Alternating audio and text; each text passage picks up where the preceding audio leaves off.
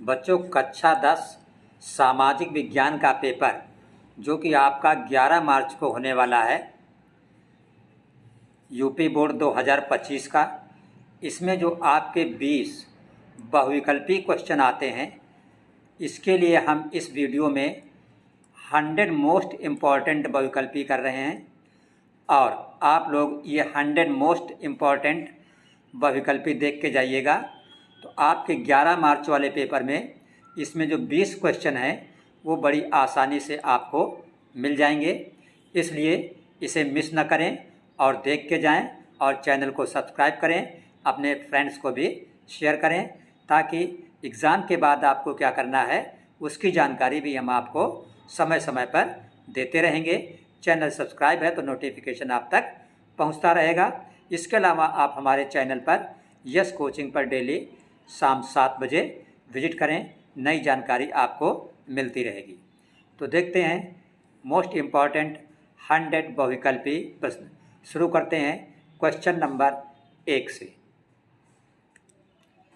पहला क्वेश्चन आपका लिखा हुआ है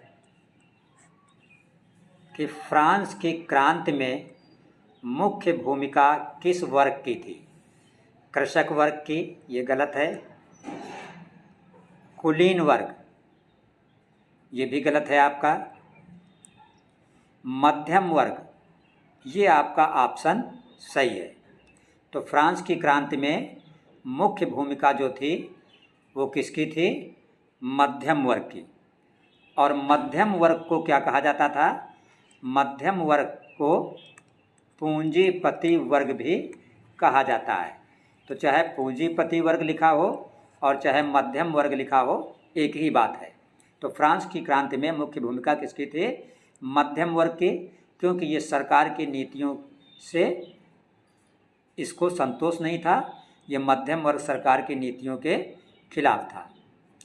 दूसरा क्वेश्चन आपका है, बहुत ही फेमस क्वेश्चन ये है कि जलियांवाला बाग में गोली चलाने की आज्ञा किसने दी?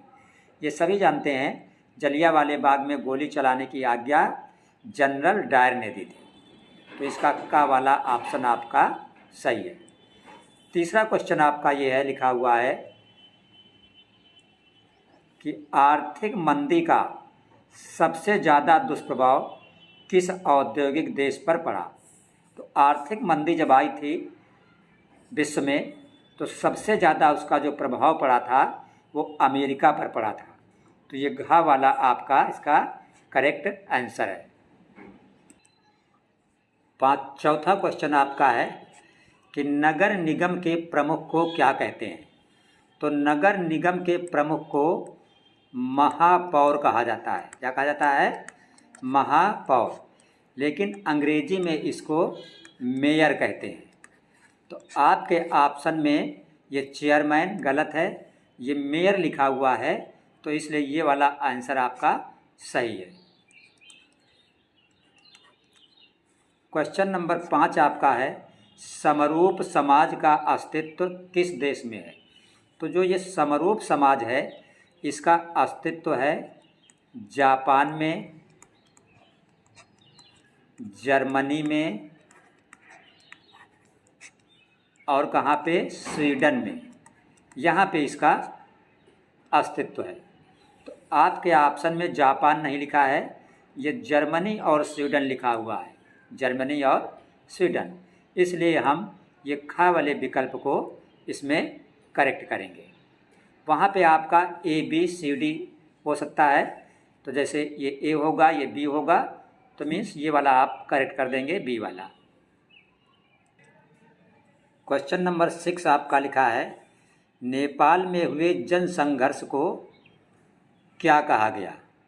तो नेपाल में जो जनसंघर्ष हुआ था वो तानाशाही शासन के खिलाफ आंदोलन था। तो इसका पहला वाला ये करेक्ट है। क्वेश्चन नंबर 7 आपका है कि आर्थिक महामंदी का प्रारंभ किस वर्ष हुआ था? तो अभी आपने देखा था कि आर्थिक महामंदी का जो सबसे ज़्यादा असर पड़ा था वो कहाँ पड़ा था? अमेरिका में। विश्व में सबसे ज़्यादा असर अमेरिका में पड़ा था। और ये प्रारंभ किस वर्ष हुआ था? 1929 में। इसका मतलब इसका ये तीसरा विकल्प आपका सही है। क्वेश्चन नंबर 8 आपका लिखा हुआ है, कांग्रेस के किस अधिवेशन में पूर्ण स्वराज की मांग की गई थी? तो कांग्रेस का जो लाहौर में अधिवेशन हुआ था, इसमें पूर्ण स्वराज की मांग की गई थी। तो ये लास्ट वाला ऑप्शन इसका करेक्ट है, मतलब डी वाला। ये ए, ये बी, ये सी, ये डी। क्वेश्चन नंबर 9 है कि यंग इटली सोसाइटी का संस्थापक कौन था? गैरीबाल्डी, ये गलत है। बिस्मार्क, ये भी गलत है। काबूर, ये भी गलत है। यंग इटली सोसाइटी का संस्थापक था मैजनी। कौन था? मैजनी। और इसका पूरा नाम है मैजनी का ग्यूसेप मैजनी। क्वेश्चन नंबर 10 आपका लिखा हुआ है, ऑस्ट्रेलिया के धावक मीन्स दौड़ने वाला, पीटर नॉर्मन नाम था उसका। पीटर नॉर्मन ने किस तरह अमेरिकी खिलाड़ियों के प्रति अपना समर्थन जताया था? काला झंडा दिखाकर? गलत। मानवाधिकार बिल्ला लगाकर? बिल्ला कहिए या बैच कहिए, एक ही मतलब होता है। तो ये ख वाला इसका मीन्स दूसरा करेक्ट है। क्वेश्चन नंबर 11 आपका है, निम्नलिखित में कपास की खेती के लिए कौन सी मिट्टी उत्तम है?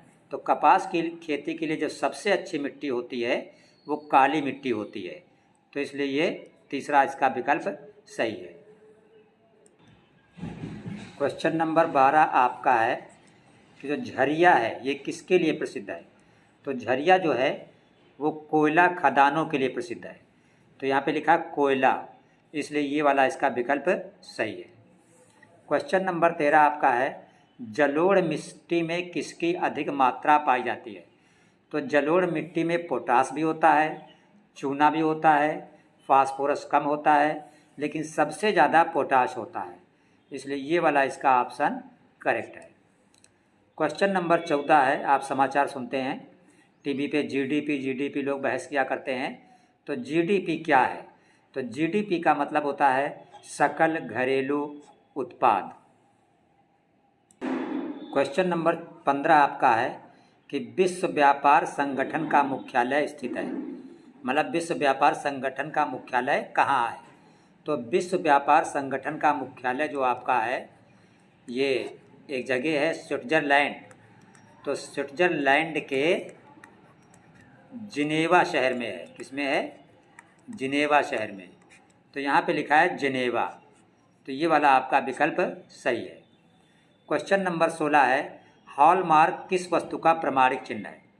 तो हॉलमार्क सोने पे लगाया जाता है, और इसका लगाने का मतलब है कि जिस सोने पर हॉलमार्क लगा है इसका मतलब वो सोना पूरी तरह शुद्ध है।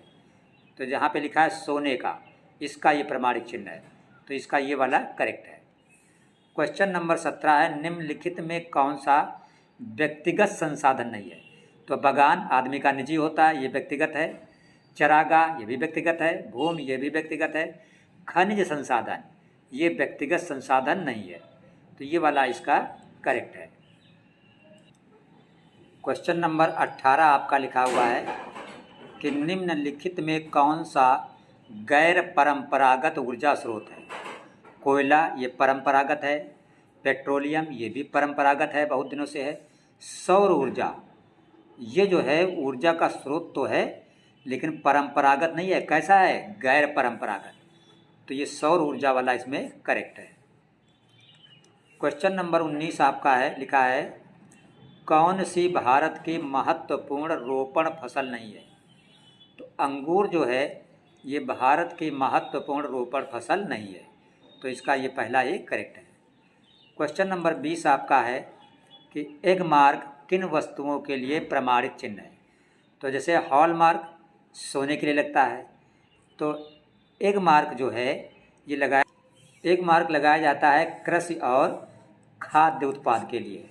तो इसमें कृषि तो कहीं है नहीं, खाद्य लिखा है, तो इसलिए इसका ये वाला करेक्ट हो जाएगा। नंबर 21 है आपका, लिखा है जर्मन संस्कृति में ये जो वोक्सजिस्ट है इस शब्द का क्या मतलब है? तो वोक्सजिस्ट का मतलब है आम जनता। ये आपका तीसरा वाला विकल्प इसका सही है। 22वां क्वेश्चन आपका है, ये किताब है हिंद स्वराज, इसके लेखक का नाम क्या है? सरदार पटेल गलत, बाल गंगाधर तिलक गलत, हिंद स्वराज पुस्तक के लेखक आपके हैं महात्मा गांधी। ये वाला इसका ऑप्शन सही है। क्वेश्चन नंबर 23 आपका है, संयुक्त राष्ट्र संघ का मुख्यालय कहाँ है? तो संयुक्त राष्ट्र संघ का मुख्यालय जो है वो अमेरिका के न्यूयॉर्क शहर में है। तो ये न्यूयॉर्क वाला ऑप्शन आपका सही है। आपका क्वेश्चन नंबर 24 है, लिखा है प्रथम विश्व युद्ध का प्रारंभ कब हुआ? तो प्रथम विश्व युद्ध का प्रारंभ जो है वो सन 1914 में हुआ था। ये वाला आपका करेक्ट है। 25वां आपका क्वेश्चन है, 1785 ईस्वी में सूत काटने वाली नई मशीन का आविष्कार किसने किया? तो ये आविष्कार किया था हारग्रीव्स ने। तो इसका ये पहला वाला ऑप्शन आपका करेक्ट है। क्वेश्चन नंबर 26 आपका लिखा है, संसदीय प्रजातंत्र की स्थापना किस देश में सर्वप्रथम हुई? तो प्रजातंत्र की सबसे पहले जो स्थापना हुई थी वो इंग्लैंड में हुई थी। तो इसका ये दूसरा विकल्प आपका सही है। 27वां क्वेश्चन आपका लिखा है, भारतीय संघ में अवशिष्ट शक्तियाँ किसको प्राप्त हैं? तो अवशिष्ट शक्तियाँ जो हैं किसको प्राप्त हैं? संघ को प्राप्त हैं। क्वेश्चन नंबर 28 आपका लिखा हुआ है, काले दस्ताने और बंधी मुट्ठियाँ किसकी प्रतीक थी? विद्रोह की गलत, शांति की गलत, अश्वेत शक्ति की प्रतीक थी। तो ये वाला आपका सही है। क्वेश्चन नंबर 29 आपका है, भारत में राज्य का आधिकारिक धर्म है हिंदू धर्म गलत, इस्लाम धर्म गलत, ईसाई धर्म गलत। राज्य का कोई आधिकारिक धर्म नहीं होता है। तो इसका मतलब ये वाला जिसमें लिखा कोई नहीं, ये आपका करेक्ट है।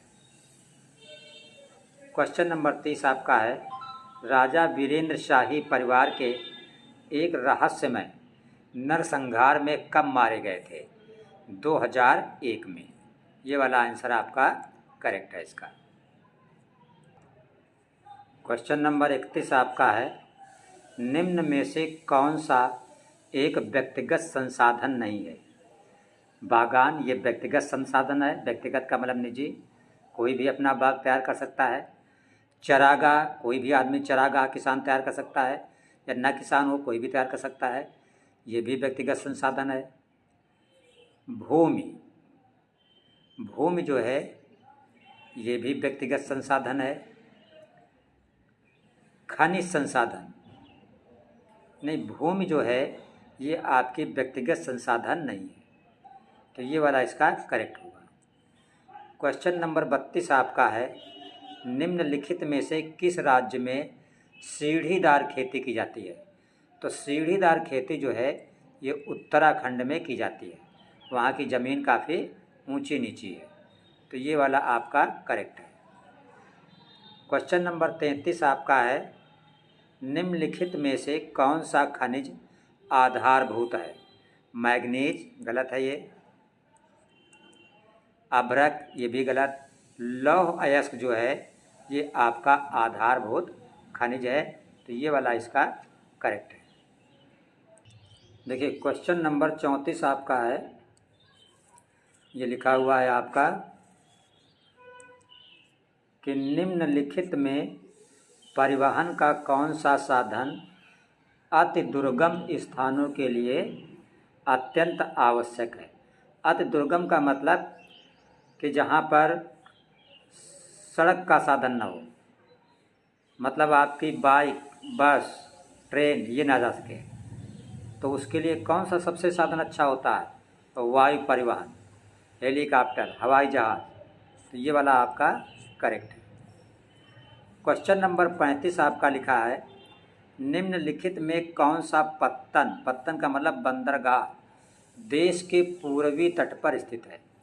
तो देखिए जहाँ पर एरोप्लेन, हवाई जहाज़ वगैरह उतरते हैं उसे आप हवाई अड्डा बोलते हैं, ठीक है। लेकिन जहाँ पे जल वाले जहाज़ों का जो स्टॉप होता है पानी में चलने वाले जहाज़, उनके स्टॉप को बंदरगाह बोला जाता है। तो पूर्वी तट पर जो बंदरगाह है उसका नाम है विशाखापट्टनम। तो ये वाला आपका करेक्ट है। ये कोच्चि, कांडला, मुंबई ये सब गलत है। क्वेश्चन नंबर 36 आपका ये है, लिखा हुआ है निम्न में से किस राज्य की प्रति व्यक्ति आय सर्वाधिक है। तो मेघालय, राजस्थान, बिहार और हरियाणा, इन चार की अगर बात की जाए तो इनमें हरियाणा की प्रति व्यक्ति आय सबसे अधिक है। क्वेश्चन नंबर 37 आपका है कि निम्नलिखित में कौन सा ग्रामीण क्षेत्र में विकास का लक्ष्य है। तो ग्रामीण क्षेत्र में विकास का लक्ष्य नियमित कार्य, ये गलत है। उपज की उचित कीमत, ये भी गलत है। बेहतर मजदूरी, ये भी गलत है।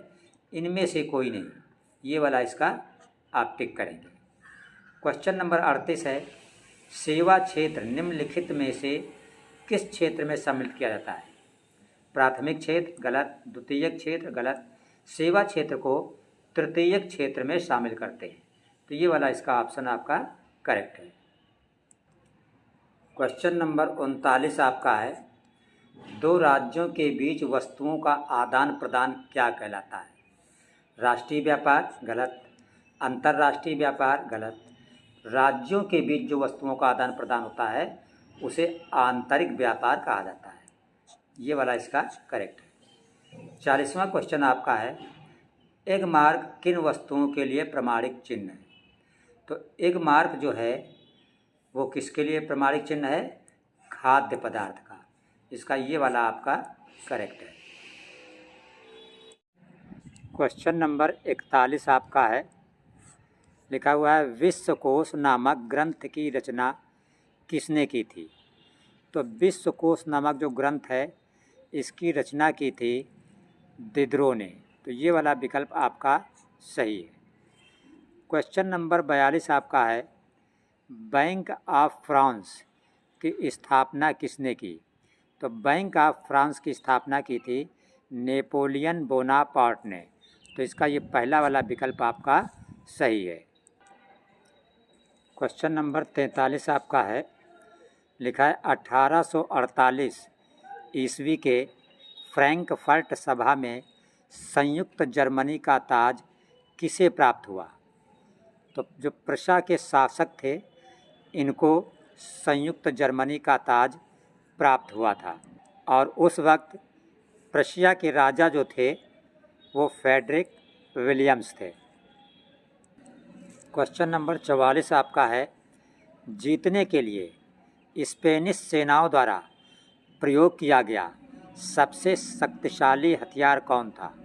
थल सेना ये गलत है, नौसेना ये गलत है, रासायनिक हथियार ये भी गलत है, जैविक हथियार ये वाला सही है। और उन्होंने किस जैविक हथियार का प्रयोग किया था, चेचक का। आपका क्वेश्चन नंबर 45 है, लिखा है वह उद्योगपति जिसने 1920 के दशक में लागत को कम करने का निर्णय किया। तो उसका नाम क्या था, हेनरी फोर्ड। ये वाला आपका विकल्प इसका तीसरा वाला सही है। क्वेश्चन नंबर 46 आपका है, निम्न में से किन एशियाई देशों में भाषा और जाति संघर्ष की समस्या थी। तो भाषा और जाति संघर्ष की जो समस्या थी वो 3 देशों में थी, तिब्बत में, श्रीलंका में और लेबनान में। तो यहाँ पे देखिए लेबनान और श्रीलंका लिखा है, तो इसलिए ये पहला वाला विकल्प सही है। बाकी ये अफ़गानिस्तान, सीरिया ये भी गलत है। इसमें यमन, लीबिया ये भी गलत है। ईरान, इराक ये भी आपका गलत है। क्वेश्चन नंबर 47 आपका है, बेल्जियम में सामान्य रूप से कौन सी 2 भाषाएं बोली जाती हैं। तो बेल्जियम में बोली जाती है फ्रेंच और डच। ये वाला आपका करेक्ट है। आपका 48 क्वेश्चन नंबर है, यूरोपीय संघ का मुख्यालय कहाँ है? तो यूरोपीय संघ का मुख्यालय जो है ये ब्रुसेल्स में है। और कहाँ पे है? बेल्जियम में। ठीक है, तो ये वाला आपका करेक्ट है। यह आपका क्वेश्चन नंबर 49 है, श्रीलंका कब स्वतंत्र राष्ट्र बना? तो श्रीलंका जो है ये 4 फरवरी 1948 को स्वतंत्र राष्ट्र बना था। तो यहाँ पे 1948 लिखा है, तो ये वाला आपका तीसरा विकल्प सही है। क्वेश्चन नंबर 50 आपका है, भारत में कितने प्रतिशत लोगों की मातृभाषा हिंदी है? तो 48%, ये वाला आपका सही है। क्वेश्चन नंबर 51 आपका है, पंजाब में भूमि निम्नीकरण का कारण क्या है? तो पंजाब में भूमि निम्नीकरण का मुख्य कारण जो है अत्यधिक सिंचाई, ये तीसरा विकल्प आपका सही है। क्वेश्चन नंबर 52 आपका है कि लाल मिट्टी पाई जाती है। तो लाल मिट्टी जो है ये दक्कन के पठार में पाई जाती है, तो इसका का वाला ये सही है। ये बाकी जो है सब गलत आपका है। क्वेश्चन नंबर 53 आपका है, निम्नलिखित में से कौन सा उस कृषि प्रणाली को दर्शाता है जिसमें एक फसल लंबे चौड़े क्षेत्र में उगाई जाती है? तो इसका ये पहला गलत है। दूसरा जो रोपण कृषि लिखा है ये आपका करेक्ट इसका आंसर है। क्वेश्चन नंबर 54 आपका है कि इनमें से कौन एक फलीदार फसल है? तो जो दालें होती हैं वो फलीदार फसलें होती हैं। जैसे आपने अरहर की दाल देखी होगी, तो अरहर की भी क्या होती है? फली होती है।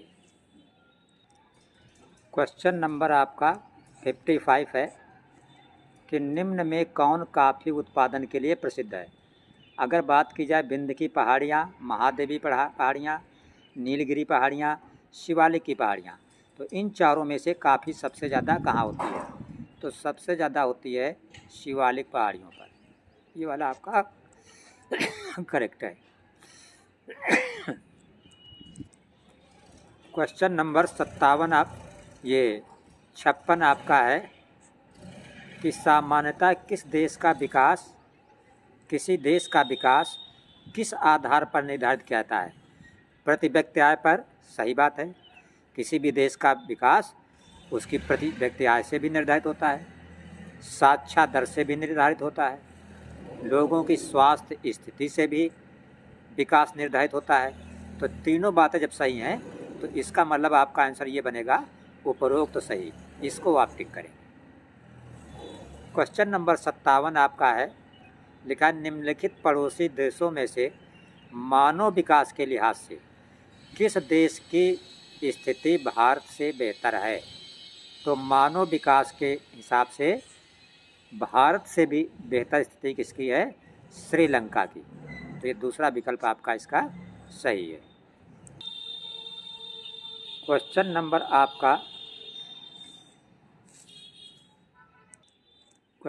58 है, एक वस्तु का अधिकांशतः प्राकृतिक प्रक्रिया से उत्पादन कहा जाता है, किसे? प्राथमिक क्षेत्र को। ये आपका इसका करेक्ट आंसर है।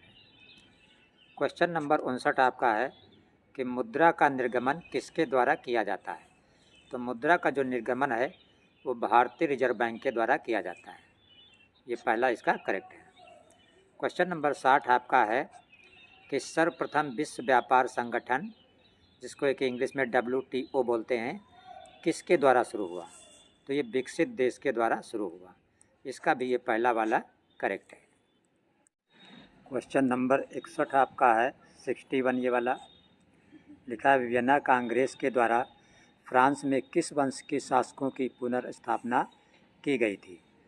तो जो इसका बूर्बो लिखा है ये वाला आपका ऑप्शन करेक्ट है। क्वेश्चन नंबर 62 आपका है, द्वितीय गोलमेज सम्मेलन का आयोजन कब किया गया? द्वितीय गोलमेज सम्मेलन का आयोजन किया गया था 1931 में। यह दूसरा विकल्प इसका सही है। 63 नंबर आपका है, निम्न में से किन राष्ट्रों को मित्र राष्ट्र में शामिल किया गया? तो ब्रिटेन, फ्रांस और रूस को जो है मित्र राष्ट्र में शामिल किया गया था। इसका दूसरा आपका ऑप्शन करेक्ट है। क्वेश्चन नंबर 64 आपका है, सत्ता में साझेदारी का अच्छा उदाहरण प्रस्तुत करने वाला शब्द कौन सा है? तो सत्ता में साझेदारी का जो सबसे अच्छा उदाहरण प्रस्तुत करने वाला देश है वो है बेल्जियम। तो इसका तीसरा वाला आपका ऑप्शन करेक्ट है। क्वेश्चन नंबर आपका 66 है, संघात्मक शासन प्रणाली में अधिकारों का विभाजन होता है। तो जो संघात्मक शासन प्रणाली होती है उसमें जो अधिकारों का विभाजन होता है केंद्र और राज्य सरकार के बीच होता है, जैसा कि अपने भारत देश में। क्वेश्चन नंबर 66 आपका है, इनमें से कौन सा कथन अश्वेत शक्ति आंदोलन के बारे में सही नहीं है? तो जो लिखा है इनमें शांतिपूर्ण तरीकों की वकालत का, तो ये बात इसमें सही नहीं लिखी है, तो इसका ये वाला ऑप्शन करेक्ट है। क्वेश्चन नंबर 67 आपका है, सामाजिक उपबंध नामक पुस्तक का लेखक कौन था? तो सामाजिक उपबंध नामक पुस्तक का लेखक रूसो थे, ये वाला आपका सही है। अगला क्वेश्चन नंबर 68 है, रॉलेट एक्ट कब पारित हुआ? तो रॉलेट एक्ट 1919 में पारित हुआ, तो ये दूसरा ऑप्शन इसका करेक्ट है। क्वेश्चन नंबर आपका 69 है कि विश्व व्यापार संगठन की स्थापना कब की गई? तो विश्व व्यापार संगठन की स्थापना 1995 में की गई, ये वाला आपका सही है। क्वेश्चन नंबर 70 है, भारत में पंचायती राज की स्थापना हुई 1980 में, गलत। 1990 में, गलत। 1992 में पंचायती राज की स्थापना भारत में हुई। क्वेश्चन नंबर 71 आपका है, भारत में कितने प्रतिशत भू का मतलब जमीन धरातल पर मैदान है? तो 43% पर क्या है, मैदान है, तो ये वाला आपका करेक्ट है। क्वेश्चन नंबर 72 आपका है, चीता को भारत में कब लुप्त प्राय घोषित किया गया था? तो 1952 में चीता को भारत में क्या घोषित किया गया?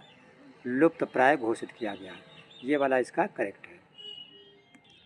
क्वेश्चन नंबर 73 आपका है, निम्न में कौन जल संग्रहण विधि राजस्थान में प्रचलित नहीं है? तो ये जोहड़ विधि ये राजस्थान में प्रचलित है, खादिम विधि ये भी है, ये जो गुल लिखा है ये विधि राजस्थान में प्रचलित नहीं है, तो इसका यही वाला करेक्ट हो गया। क्वेश्चन नंबर 74 आपका है, निर्धनता का सर्वाधिक प्रकोप वाला राज्य कौन सा है? तो सबसे ज़्यादा निर्धनता का मतलब गरीबी जो है वो बिहार एवं उड़ीसा में है, ये वाला इसका विकल्प सही है। क्वेश्चन नंबर 75 आपका है, झारखंड का कोडरमा अग्रणी उत्पादक है। तो झारखंड जो प्रदेश है इसका जो कोडरमा है जिला, तो कोडरमा में सबसे ज़्यादा क्या होता है आपका अभ्रक होता है, तो ये वाला आपका इसका ऑप्शन करेक्ट है।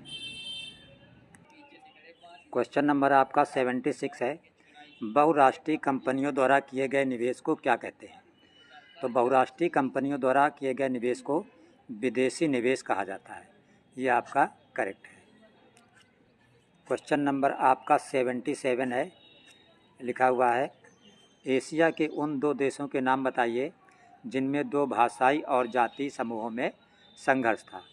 तो श्रीलंका और लेबनान एशिया के 2 ऐसे देश थे जिनमें भाषाई और जाति आधार पे संघर्ष था, तो ये वाला इसका करेक्ट है।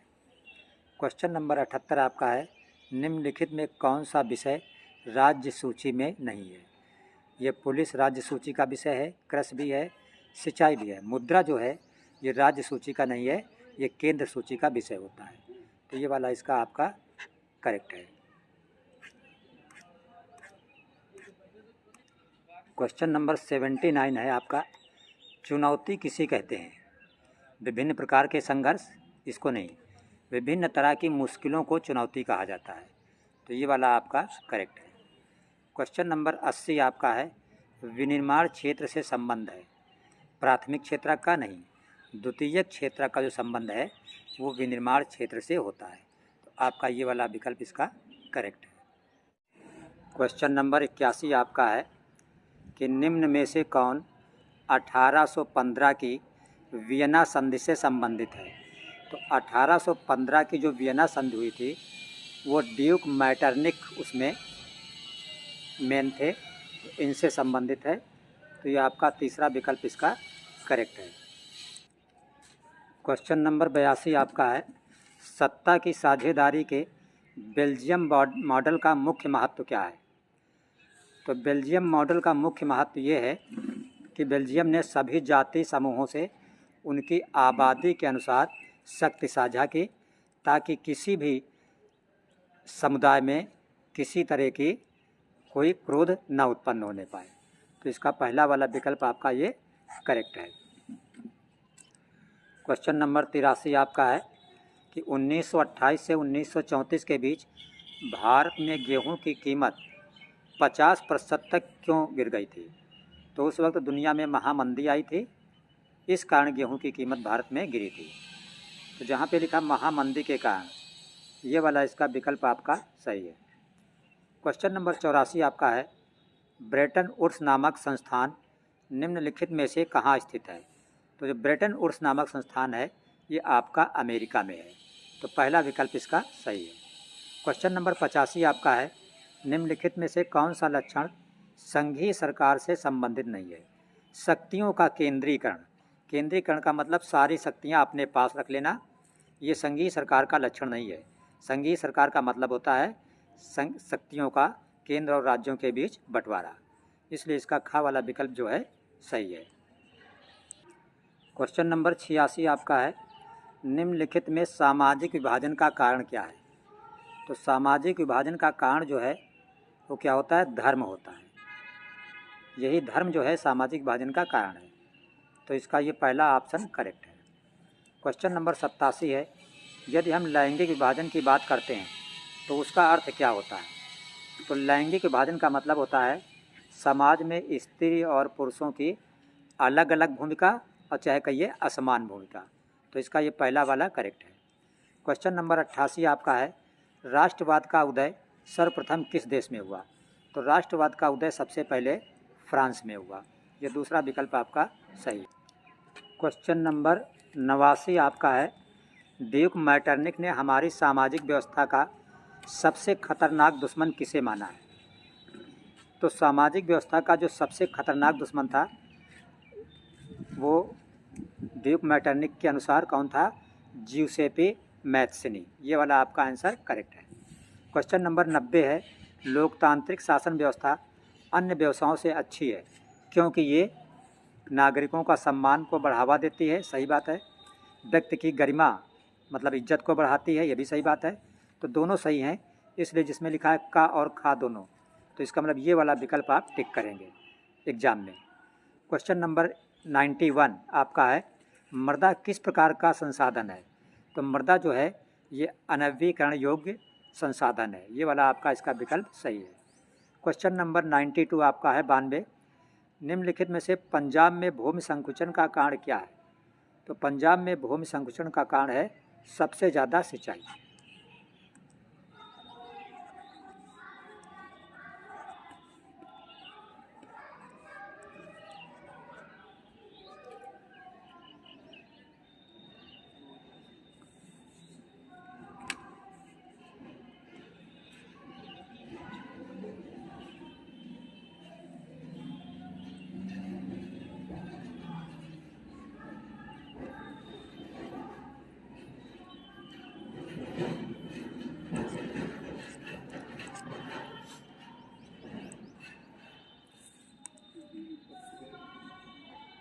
क्वेश्चन नंबर आपका 93 जो है यह है, भारत के किस राज्य की शिशु मृत्यु दर निम्नतम है? तो सबसे कम जो शिशु मृत्यु दर है, छोटे बच्चे जो सबसे कम मरते हैं वो कहाँ पे? केरल में। तो ये वाला आपका ऑप्शन करेक्ट है। क्वेश्चन नंबर 94 आपका है, सार्वजनिक एवं निजी क्षेत्र को किस आधार पर वर्गीकृत किया जाता है? तो उद्यम के स्वामित्व के आधार पर। ये आपका इसका करेक्ट है। क्वेश्चन नंबर 95 है, भूक्षरण से क्या तात्पर्य है? भूक्षरण का मतलब होता है भूमि का अनुपजाऊ होना, यानी उपजाऊ लायक न रह जाना। तो ये वाला आपका ऑप्शन करेक्ट है। क्वेश्चन नंबर 96 है, गोंडवाना कोयला का जमाव किस क्षेत्र में नहीं पाया जाता है? तो गोंडवाना कोयला जो है ये दामोदर घाटी में भी मिलता है, सोना घाटी में मिलता है, महानदी घाटी में नहीं मिलता, महानदी घाटी में भी मिलता है, चंबल घाटी में नहीं मिलता। ये किसका इलाका है? गंगा नदी घाटी का। तो ये वाला आपका ऑप्शन करेक्ट है। क्वेश्चन नंबर 97 आपका है, यदि हम लैंगिक विभाजन की बात करें तो इसका मतलब क्या है? समाज में स्त्री और पुरुष की समान भूमिका, ये गलत है। स्त्री और पुरुष में मध्य जैविक भिन्नता, ये भी गलत है। लैंगिक विभाजन का मतलब है बालक और बालिकाओं की संख्या में असमानता, तो ये वाला विकल्प आपका सही है। क्वेश्चन नंबर 98 है, राष्ट्रवाद का उदय सर्वप्रथम किस देश में हुआ? तो राष्ट्रवाद का जो उदय हुआ था सबसे पहले वो हुआ था इटली में। तीसरा विकल्प इसका आपका सही है। क्वेश्चन नंबर 99 आपका है, निम्नलिखित में से कौन परंपरागत ऊर्जा का स्रोत नहीं है? कोयला ये परंपरागत ऊर्जा का स्रोत है, लेकिन भूतापीय ऊर्जा ये परंपरागत ऊर्जा का स्रोत नहीं है, तो आप पेपर में इसको टिक करोगे। क्वेश्चन नंबर 100 सवा क्वेश्चन आपका है, क्वेश्चन नंबर 100 कि वैश्वीकरण का बहुराष्ट्रीय कंपनियों के निवेश पर क्या प्रभाव पड़ा? तो बहुराष्ट्रीय कंपनियों के निवेश में वृद्धि हुई, सही बात है। बहुराष्ट्रीय कंपनियों द्वारा भारत के विदेशी व्यापार के अधिकांश भाग पर नियंत्रण। वैश्वीकरण का बहुराष्ट्रीय कंपनियों के निवेश पर क्या प्रभाव पड़ा? तो इससे बहुराष्ट्रीय कंपनियों के निवेश में जो है वृद्धि हुई, तो ये वाला इसका करेक्ट आंसर है। तो आपका 11 मार्च को जो सामाजिक विज्ञान का पेपर है तो उसके लिए ये मोस्ट इम्पॉर्टेंट 100 बहुविकल्पी क्वेश्चन है, इन्हें आप देखना मिस मत करिएगा और इन्हें देख के जाइएगा।